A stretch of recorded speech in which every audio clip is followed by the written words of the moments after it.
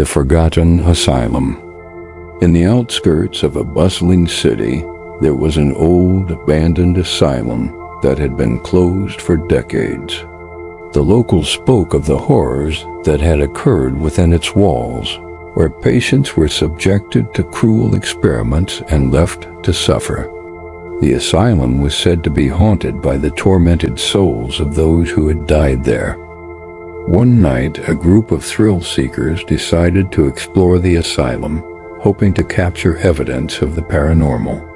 Armed with cameras and flashlights, they made their way through the crumbling building.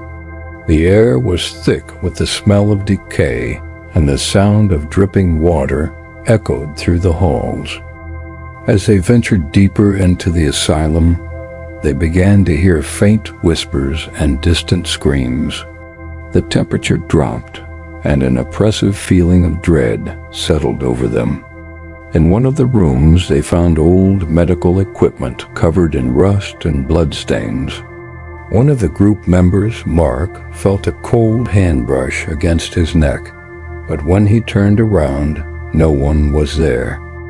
Suddenly, the doors slammed shut, trapping them inside.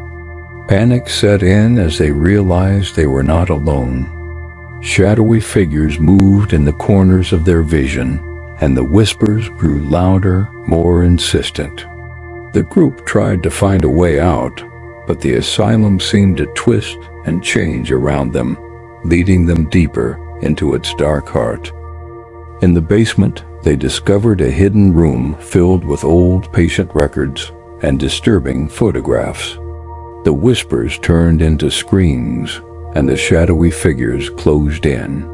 One by one, the group members were taken by the spirits, their screams echoing through the halls.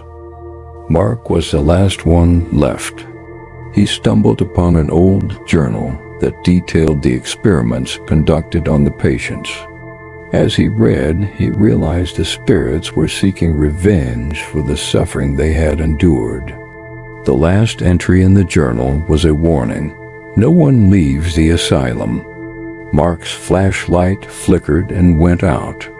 In the darkness, he felt cold hands grabbing him, pulling him into the shadows. His screams joined the chorus of the tormented souls, and the asylum fell silent once more.